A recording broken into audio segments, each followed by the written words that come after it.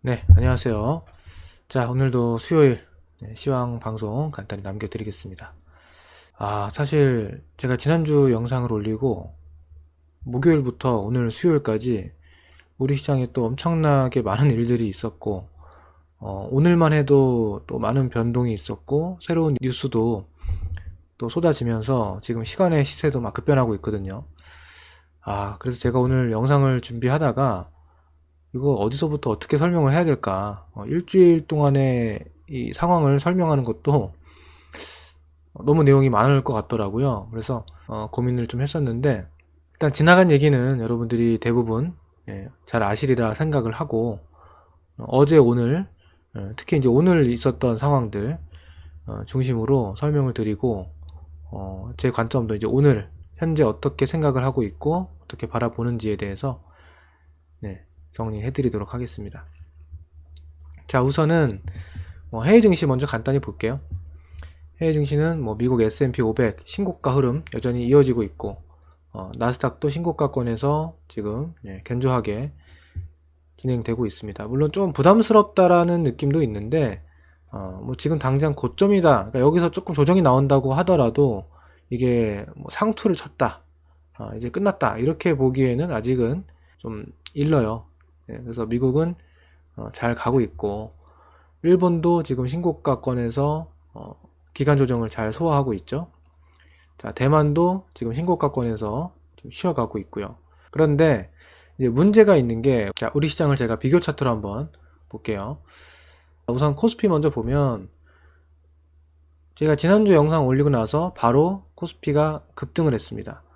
여기서 급등했던 원동력은 다들 아시다시피 저 PBR주, 가치주, 이런 쪽이 정부의 밸류업 프로그램 기대감으로 엮이면서 자동차, 은행, 보험, 증권, 그리고 지주사, 이런 종목들이 주로 급등하면서 코스피가 급등을 했는데, 이제 문제가 코스닥이죠. 코스닥이 반대로 급락을 했단 말이에요. 정부의 정책 방향이 물론 PBR이 낮고 실적 대비 저평가되어 있고, 그리고 배당 성향이라든지 주주 환원, 이런 것을 잘 해줄 수 있는 기업들이 보통 코스피에 있기 때문에 코스닥은 상대적으로 피해받는 시장이 됐고, 이쪽으로 관심이 쏠렸거든요.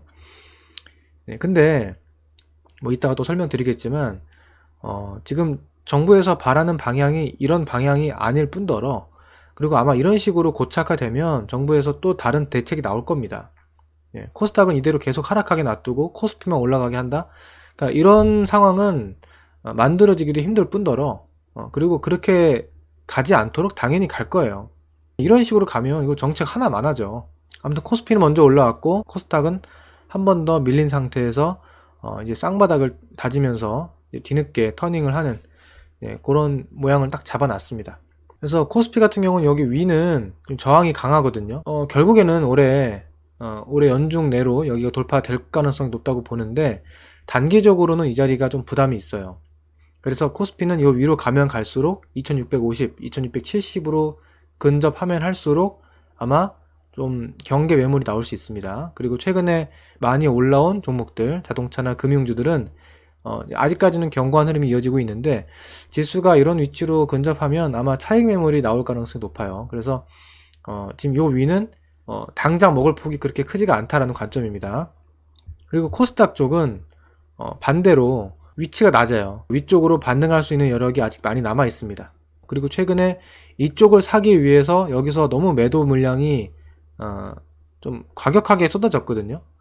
정말 뚜렷한 매도의 어떤 근거라든지 이유가 있어서 팔았다기보다는 이쪽을 사기 위해서 어쩔 수 없이 이쪽을 파는 그런 기관 외국인들의 매도 물량도 있었고, 개인들도 마찬가지예요. 개인들도 이쪽이 급등하고 이쪽이 빠지니까 조금 짜증 섞인 매도도 나왔고, 그리고 손절매, 좀 손절매들도 많이 나온 것 같아요, 최근에.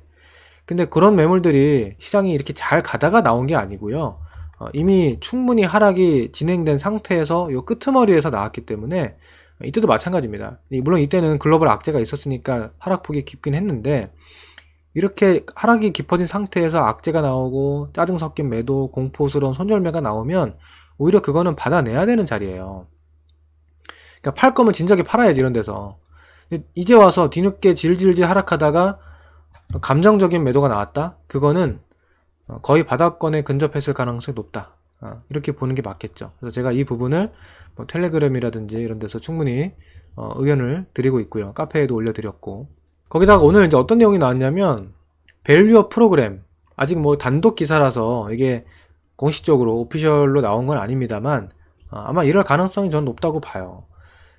밸류업 프로그램이 코스닥 상장자로 확대할 계획이다. 세제 혜택도 검토하고 있다. 그러니까 정부에서도 아마 봤을 거예요. 지난주에 이런 정책에 대한 시장의 반응이 너무 극단적으로 뭐 흑백 논리처럼 이쪽은 좋고 이쪽은 안 좋고 이런 식으로 그냥 양분화 시켜서 움직여 버리니까 이렇게 가면 안 되겠다. 코스닥도 뭔가 이런 정책에 이득을 볼 수 있게끔 그런 분위기를 만들어 줘야겠다. 그러니까 이런 뉴스가 이제 나오기 시작하는데, 제가 봤을 때는 아마 앞으로 이런 분위기가 조금 더 확산되면서 코스피와 코스닥 간의 격차는 많이 줄어들 것으로 보고 있습니다. 자, 이렇게 봐도 보입니다. 이게 지금 미국, 일본, 대만이 여기 위쪽에 있는 거고요. 최근 6개월 동안의 지수 수익률입니다. 주요 글로벌 증시 여기 위에 있고요. 6개월 동안 상승을 쭉 했죠.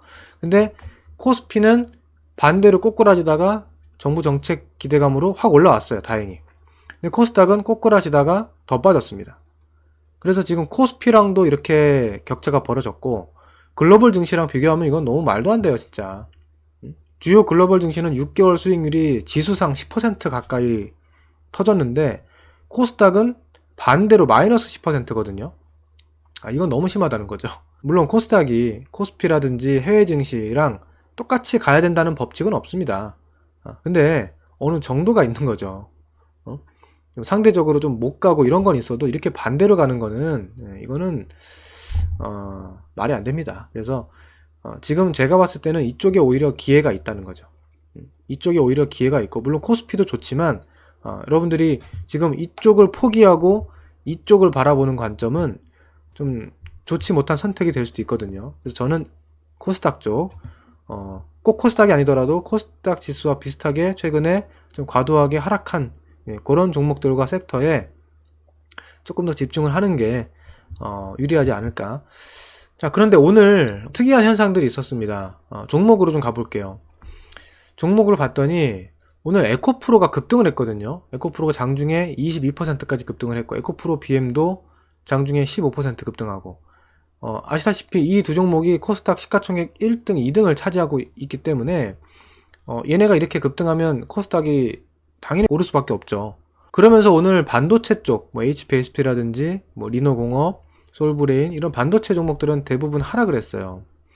그러니까 지금 지수가 올라가려면 반도체가 올라가든 뭐 바이오가 올라가든 2차전지가 올라가든 올라가야 되는데, 일단 오늘 시장을 돌려세운 거는 2차전지 쪽, 이 배터리 관련주들이 주도를 했다라는 거. 요게 좀 특이사항이고, 그럼 얘네가 왜 급등을 했냐, 요것도 중요한데, 에코프로나 에코프로 BM이 실적 발표를 했거든요. 어제 오늘. 근데 아시겠지만 적자를 발표했습니다. 그러니까 작년 4분기 실적이 적자로 나왔어요. 그럼 보통 우리가 생각했을 때, 야, 실적이 적자가 나왔어? 그럼 주가가 하락해야 돼. 주가가 하락해야 된다고 생각을 하지만, 오히려 얘네들은 실적 적자가 발표되자마자 그냥 급등을 했습니다. 자, 이거는 뭐냐면, 제가 자주 말씀드리지만, 이렇게 주가가 올랐는데, 주가가 올랐을 때 호재가 나왔어요. 예를 들어서. 근데 호재가 나왔는데 주가가 떨어져요? 이거 굉장히 안 좋은 상황입니다. 호재가 나왔는데 떨어졌는데, 그럼 뭐 새로운 호재, 정말 깜짝 놀랄 호재가 나오지 않는 이상은 이거 힘든 거예요. 근데 반대로 악재가 나와요. 적자가 나오고, 뭐 안 좋은 소식, 리튬 가격이 떨어졌네, 어쨌네, 뭐 전기차 수요가 어쨌네 하는데 주가가 더 이상 안 빠지고 올라간다. 악재가 나왔는데 주가가 올라간다. 이건 무슨 의미냐면 더 이상 주가가 떨어지기 힘들다는 얘기입니다. 새로운 악재, 더 큰 악재, 생각지도 못한 뭐 그런 악재가 나오면 물론 더 떨어질 수도 있겠지만 그럴 가능성이 높지가 않으니까, 이미 나올 만한 악재가 대부분 나왔거든요. 작년 4분기 실적 안 좋을 거 알고 있었고, 이미 작년 4분기는 지나간 과거고, 올 1분기와 뭐 앞으로 다가올 2025년, 2026년, 2027년은 또 실적이 좋아질 가능성이 높거든요. 2차전지 쪽도. 그렇기 때문에 지금 에코프로 그룹주뿐만 아니라 2차전지 관련주들은 이제 거의 최악을 찍은 게 아닌가, 예, 그렇게 생각을 하고 있습니다. 제가 삼성 SDI도 이 당시에 말씀을 드렸잖아요. 너무 싸다 이제.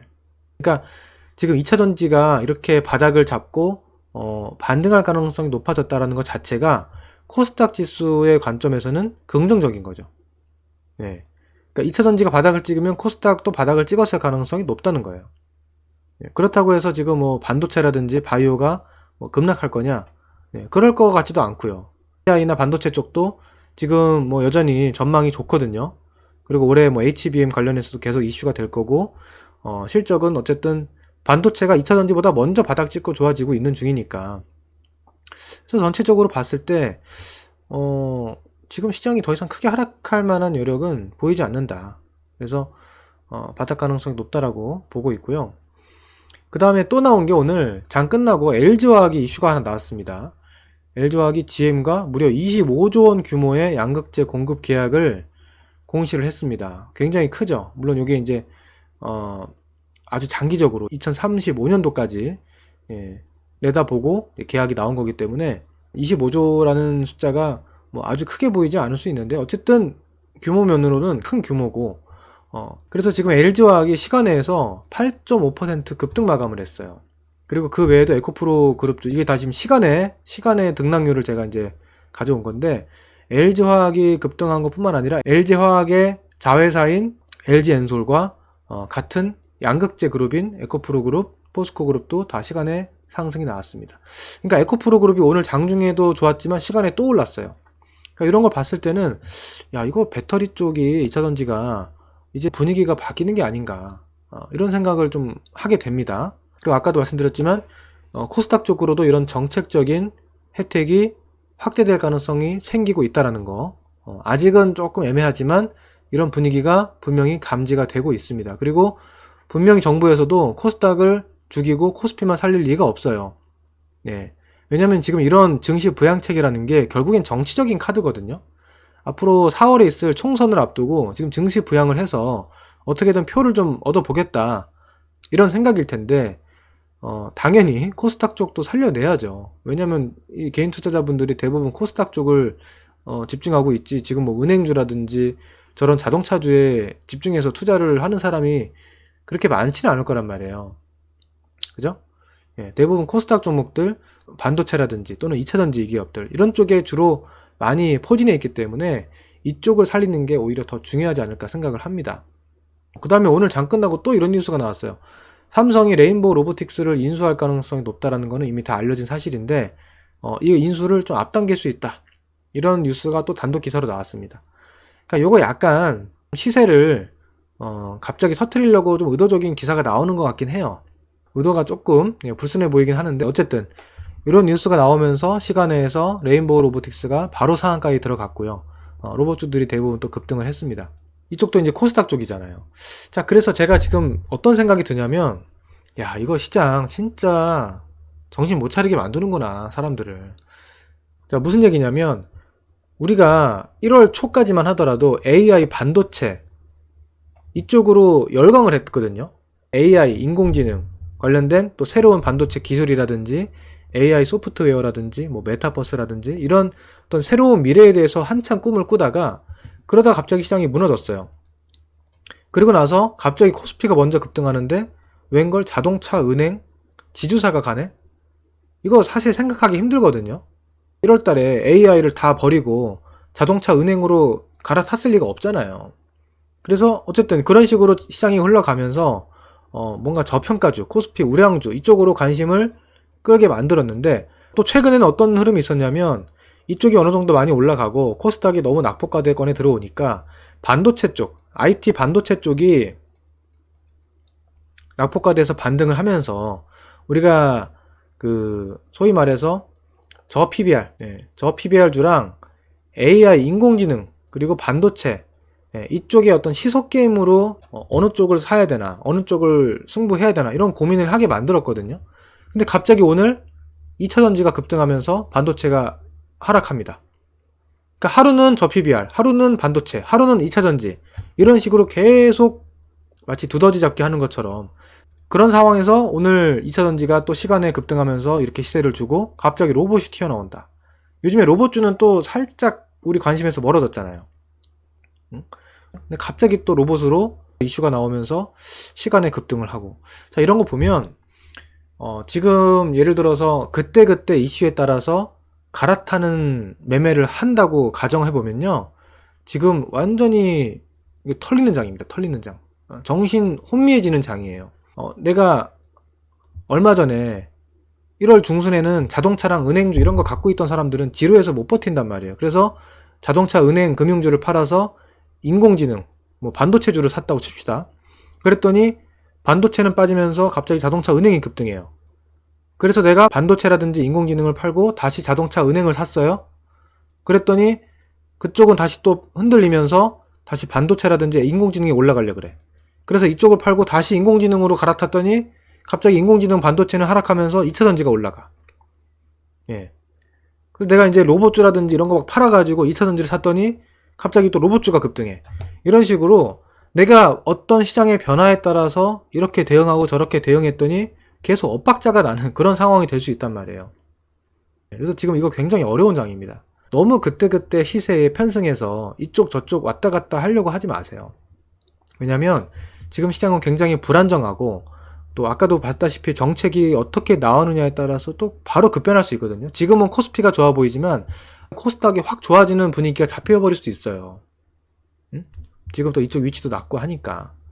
그럼 계속 이렇게 왔다 갔다 하다 보면은 그냥 시장은 그냥 그 자리에서 왔다 갔다 하면서 올라가고 있는데 내 계좌는 엇박자 몇 번 타면 손실이 발생할 수 있는 거죠. 그런 상황이 만들어질 수도 있기 때문에 지금은 너무 공격적인 전략 변화는 섣부르게 가져가기보다는 조금 어느 정도 중심을 잡고 차분하게 시장을 살피면서, 급등하는 종목이 있다고 해서 너무 무작정 쫓아가지도 마시고요.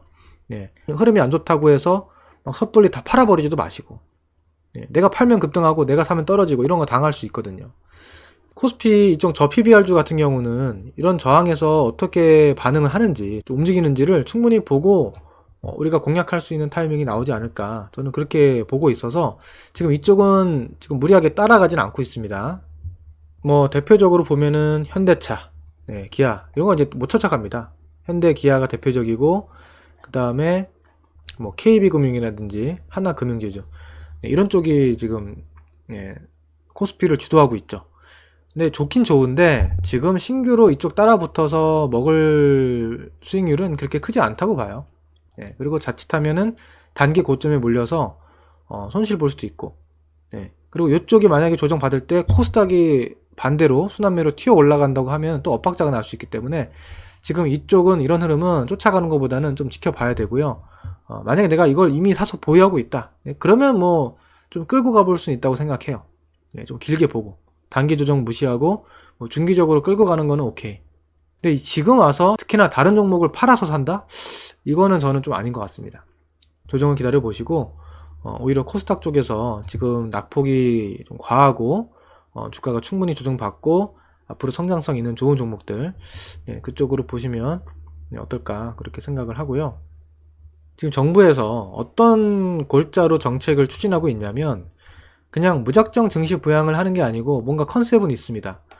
상대적으로 저평가된 회사들, 그러니까 회사의 내재 가치 대비 너무 저평가된 이런 기업들을 좀 살려보자, 이렇게 해서 지금 밸류업 프로그램이 시작이 되고 있는 건데, 너무 근데 그런 식으로 프레임을 걸어버리면 그 특정 섹터로 이렇게 관심이 집중돼 버릴 수 있기 때문에 여러 가지 각도로 증시를 부양을 하게 되지 않을까 생각을 하거든요. 근데 어쨌든 지금 출발점은 저 PBR주 이쪽을 포커스를 둬야 돼요. 근데 제가 봤을 때는 단순히 PBR만 낮은 종목은 매력이 없습니다.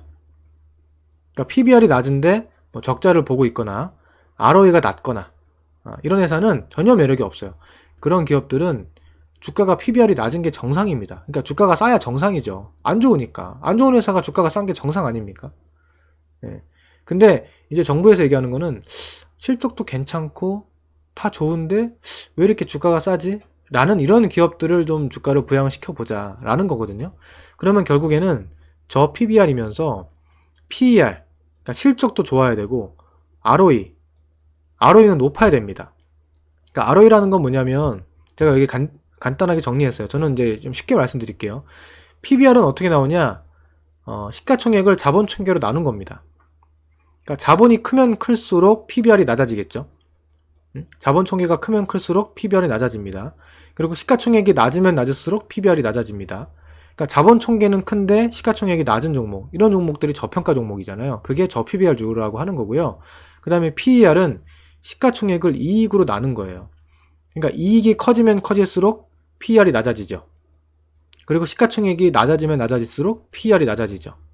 그러니까 시가총액이 낮으면서 이익이 높은 기업은 PER이 낮기 때문에 이런 저 PER 기업이 좋은 기업입니다. 좋은 주식입니다. 좋은 기업이라기보다는 좋은 주식이죠. 네, 싸게 거래되고 있으니까. 그 다음에 ROE는 자기 자본 대비 이익률이라고 해서 이익을 자본 총계로 나눈 거예요.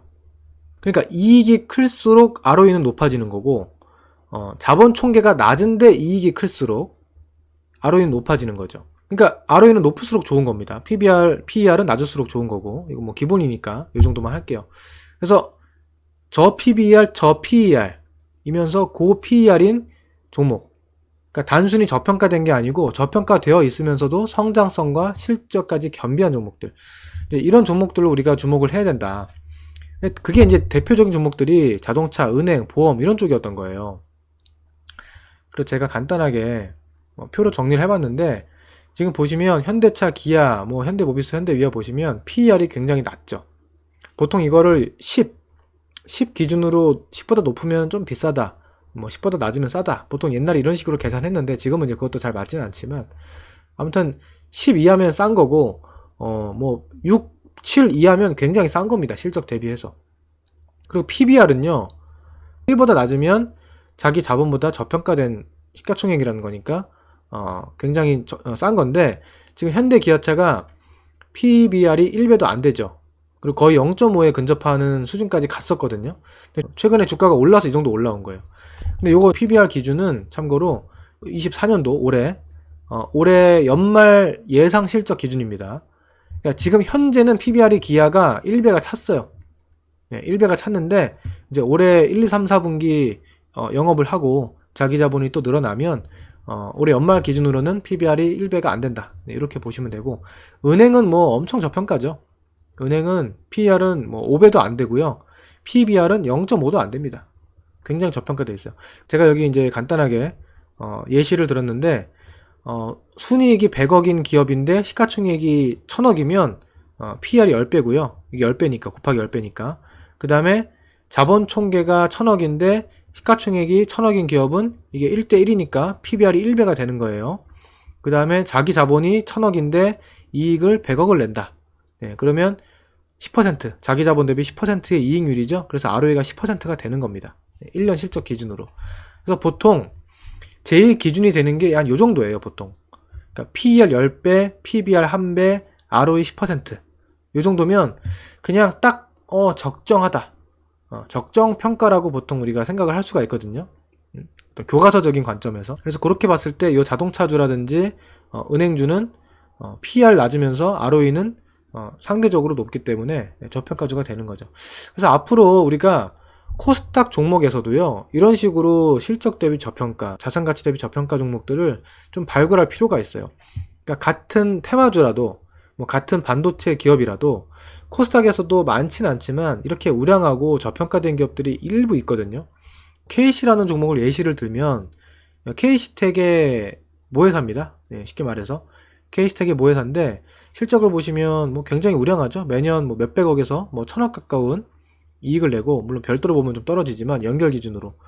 근데 지금 자본 총계가 7천억이에요. KC 같은 경우. 그런데 시가총액이 3천억대 밖에 안 되죠. 그러니까 벌써 PBR이 0.5밖에 안 됩니다. 코스닥 종목인데도. 네, 그러면서 ROE는 작년 기준 14%가 넘어요. 그 다음에 배당 성향, 배당 수익률도 나쁘지가 않습니다. 네, 그러면서 뭐 자사주도 갖고 있어요.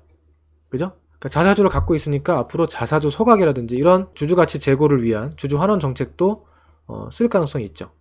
그러니까 이렇게 저 PBR이면서 저 PER이면서 ROE는 높으면서 뭐 배당이라든지 뭐 자사주 매수, 자사주 소각, 뭐 이런 식의 주주 환원 정책을 쓸 가능성이 있는 이런 우량한 회사들을 코스피뿐만 아니라 앞으로 코스닥도 유심히 발굴해 볼 필요가 있다.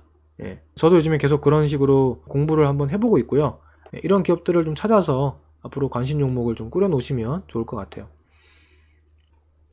그리고 2차전지 쪽은 제가 뭐 틈틈이 말씀을 드리고 있지만 여긴 너무 고평가였고요. 그 다음에 주가가 내려왔을 때 이런 자리는 괜찮다. 여기는 매수할 만하다. 정확한 저점을 잡기 힘들지만, 그리고 나서 이렇게 주가가 급등했을 때는 좀 비중을 줄이거나 매도를 한번 해야 된다. 근데 결국에는 이 2차전지 쪽도 장기적인 방향이 위쪽이지 아래는 아니기 때문에 이렇게 주가가 떨어지면 박스권 관점에서 오히려 매수다. 내려오면 매수다. 다만 그 정확한 저점을 우리가 모르는 거다. 이런 식으로 제가 말씀을 드리고 있거든요. 네, 그래서 주가가 내려왔을 때는 손절을 하지 마시고요. 올라오면 파세요. 올라오면. 그리고 비중이 크신 분들은 올라오면 특히나 비중을 좀 줄여서, 이쪽에 몰빵하신 분들은 다른 쪽으로 조금 이 계좌의 비중을 분산해서 이동하는 쪽으로, 네, 그렇게 하면 좋겠다라고 말씀을 드렸잖아요. 네, 에코프로도 이렇게 올라올 때는 매도 관점입니다. 올라올 때는. 근데 이렇게 내려올 때는 여기서 손절미 하면은 뭐 남는 게 별로 없다고 봅니다. 예, 기다리면 또 올라올 수 있고. 여기서 추격 매수한 사람들이 문제인데, 네, 요 밑에서 매수하신 분들은 그래도 앞으로 올라오면 매도할 기회가, 적절히 매도할 기회가 있지 않을까. 제가 분명히 에코프로, BM이나 에코프로 쪽은 이때 7월 말에 이거 절대 매수하면 안 된다. 그죠? 제가 어느 정도로 예상을 해드렸냐면, 아시는 분은 아실 거예요. 이게 주가 이렇게 올라가기 전에 저는 여기서부터 뭐라고 했냐면, 이거 슈팅 급등 나올 수 있다 라는 거를 미리 말씀을 드렸어요. 이게 순간적인 슈팅이 나올 수가 있는데 그 슈팅 나올 때 사면 안 된다라는 거를 미리 말씀을 드렸습니다. 근데 정말 제 예상대로 슈팅이 나왔고, 뭐 제 생각보다 더 큰 슈팅이 나오긴 했지만 어쨌든 여기서 매수했으면 큰일 났죠. 그래서 여기서만 안 샀으면 돼요, 여러분들. 사실 여기서 샀으면 정말 피곤한 건데, 뭐 요 이하에서 샀으면, 네, 요 이하에서 샀으면은요 다 올라오면 매도할 기회 주고, 이미 매도할 기회 줬고, 네, 또 줄 수 있다고 생각합니다. 그리고 AI나 반도체 쪽도 지금 낙폭 과대 상태에서 포기하시면 안 됩니다. 저는 어떻게 생각하냐면, 지금 뭐 가치도 좋고 뭐 다 좋아요. 네, 이런 뭐 자동차, 은행 다 좋은데, 저는 개인적으로 결국 주식은 성장 그리고 꿈이 있어야 되거든요. 그러니까 단순히 이 회사가 실적 대비 싸다 라고 해서 올라가는 거는 한계가 있어요. 왜냐면 그 싼 만큼 주가가 올라오면 끝난 거예요. 그 이상 꿈을 찾아서 주가가 신고가로 계속 올라갈 수 있는 모멘텀이 없으면 결국에는 위가 막혀 있는 거잖아요. 우리가 과거의 주도주를 한번 다 떠올려 보세요. 과거의 주도주, 시장의 주도주였던 종목들을 보시면 이런 성장과 꿈이 있기 때문에 주가가 저평가라서 올라가는 게 아니고 고평가인데 더 올라가잖아요. 그래서 신고가를 뚫고 가는 거잖아요. 그래서 우리는 결국에는 앞으로 봐야 되는 건 이겁니다. 그러니까 지금 싸서 싼 만큼 올려주는 종목들은 물론 그것도 뭐 수익이 되겠지만 크게 볼 건 아니라는 거죠. 예, 주가가 어느 정도 자리를 잡으면 탄력은 점점 떨어질 수밖에 없다는 거예요, 이쪽은. 그래서 올라가면 올라갈수록 매력이 적기 때문에 이런 종목들은 제가 지금 추격 매수하는 거는 별로 매력이 없다 라고 생각하는 거고, 조정이 나오면, 조정이 적절히 나와주면 그때는 또 한번 매수로 붙어볼 수 있겠죠. 조정시 매수는 괜찮다, 추격 매수는 안 된다 라는 관점이고, 이 성장과 꿈은 결국 어디 있냐면 지금 전기차라든지 뭐 2차전지라든지 또는 인공지능, 뭐 첨단 반도체 기술, HBM, 뭐 CXL 이런 쪽에 있다고 저는 생각을 해요. 뭐 로봇, 아니면은 지금 메타버스, VR, XR. 여러분 최근에 애플에서 비전 프로라는 제품을 발매를 했는데 한번 여러분들 보세요. 안 보신 분들 계시면 유튜브를 통해서 애플의 비전 프로가 거의 500만원 돈 가까이 하는 제품이거든요. 근데 이게 단순히 VR, XR 제품이 아니고 공간 컴퓨팅이라고 해서 마치 우리가 뭐 미국 영화 있죠. 예를 들면 뭐 아이언맨이라든지 이런 영화에서 봤던 그런 공간 컴퓨팅을 현실화 시킬 수 있는 뭐 1단계 혁신이 아닌가, 뭐 그런 생각도 들어요. 네, 그래서 지금 비전 프로 쪽도 굉장히 앞으로 성장성이 있어 보이고, 비전 프로가 잘 되면 애플만 하는 게 아니고 삼성도 뒤따라서 그 시장에 진입할 수가 있고, 그렇게 되면 이런 성장과 꿈이 또 열리는 거거든요. 결국에는 AI를 필두로 IT 기술이 앞으로 계속 성장할 수밖에 없다. 그래서 이쪽은 지금 뭐 포기할 단계는 아니라고 생각합니다. 절대. 혹시나 물려 계시다면은 지금은 좀 기다리는 관점이 좋아 보이고, 이제 이번 주 후반이 구정 연휴가 있잖아요. 그래서 연휴 앞두고는 조금 시장이 탄력적으로 가긴 힘들어요, 보통. 그래서 뭐 내일 목요일 날은 반등은 나올 수 있지만 그렇게 탄력적일 것 같지는 않은데요. 아마 연휴 지나고, 구정 연휴 지나고 다음 주 뭐 2월 중하순이 되면 시장이 조금 더 활기를 띠면서 특히 코스닥 쪽이 좀 회복 국면으로 들어가지 않을까, 그렇게 예상해 봅니다. 우리 이때 기억나죠? 공매도 처음에 금지됐을 때 어떻게 됐나요? 그러니까 처음에 정책이 나왔을 때 너무 과민 반응을 하니까 역효과가 나온 거죠. 그러면서 이 시장의 밸런스가 무너져 버린 거예요. 심리도 무너지고 수급도 균형이 깨지고 뭐 이제 약간 아수라장이 된 거죠. 이제 그러면서 이렇게 주가가 또 출렁이면서 왔다 갔다 하는 과정을 우리가 어느 정도 소화를 했거든요. 이런 게 이제 제가 자주 표현하는 교통정리를 한다라는 거예요. 시장 교통정리가 필요한 겁니다. 그리고 나서 장의 안정을 찾으면서 연말에 좋은 흐름을 보였잖아요. 그러니까 이번에도 마찬가지. 정부 정책이 나왔더니 코스피 쪽으로만 수급이 확 쏠리고 코스닥이 무너지면서 이게 너무 과민 반응을 한 거예요. 이제 뭐가 필요합니까? 이렇게 교통정리하는 그런 과정들이 필요한 거거든요. 그래서 이런 과정들이 적절히 잘 진행되고 나면 앞으로 이 뒤에 벌어질, 어느 정도 시간이 지나고 나서 벌어질 흐름은 결국엔 둘 다 같은 방향으로 상승할 가능성이 높다. 저는 이렇게 일단 보고 있습니다. 그러니까 지금은 긍정적으로 보시면 될 것 같아요. 힘내시고 최소 뭐 총선이 있을 뭐 3월, 4월까지는 장을 좀 긍정적으로 봐도 되지 않을까. 오늘도 고생 많이 하셨고요. 설 연휴 잘 보내시고 저는 다음 주에 다시 뵙겠습니다. 감사합니다.